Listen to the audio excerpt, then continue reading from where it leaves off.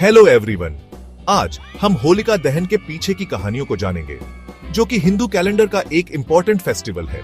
इस साल होलिका दहन 20 मार्च को मनाया जाएगा और उसके बाद 21 मार्च को होली। तो चलिए जानते हैं उन कहानियों को जो इस त्योहार को इतना खास बनाती है। सबसे पहले प्रहलाद और होलिका की कहानी। प्रहलाद भगवान विष्णु के बहुत बड़े भक्त थे, लेकिन उनके पिता हिरण्यकश्यपु, जो एक राक्षस राजा थे, विष्णु जी को बिल्कुल पसंद नहीं करते थे। जब हिरण्यकश्यपु को प्रहलाद की भक्ति के बारे में पता चला, तो उन्होंने अपने बेटे का धर्म बदलने की कोशिश की, लेकिन प्रहलाद अपनी भक्ति पर अटल रहे।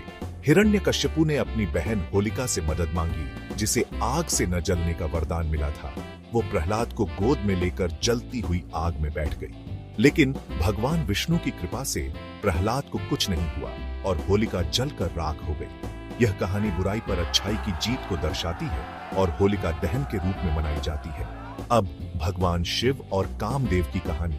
देवराज इंद्र ने कामदेव, जो प्रेम के देवता हैं, को शिव जी की गहरी समाधि भंग करने का आदेश दिया। कामदेव ने बसंत ऋतु की शक्ति का प्रयोग किया और चारों ओर अपना जादू फैला दिया। होली के दिन तक उन्होंने ऐसा ही किया, जब तक शिव जी की समाधि टूट नहीं गई। क्रोधित होकर शिव जी ने अपने तीसरे नेत्र से कामदेव को भस्म कर दिया। यह कहानी हमें होली के दौरान अपनी इच्छाओं पर नियंत्रण रखने की याद दिलाती है। आखिर में राजा रघु और राक्षसी ढूंढा की कहानी। ढूंढा को शिव जी से लगभग अमर होने का वरदान मिला था। वो पूरे राज्य में, खासकर बच्चों को परेशान करने लगी। इसका उपाय ढूंढने के लिए राजा रघु ने ऋषि वशिष्ठ से सलाह ली, जिन्होंने बताया कि ढूंढा को सिर्फ बच्चों के शोर और खुशी से ही मारा जा सकता है। फाल्गुन की पूर्णिमा को जब सर्दी खत्म होकर गर्मी शुरू होती है, सभी लोग इकट्ठा हुए।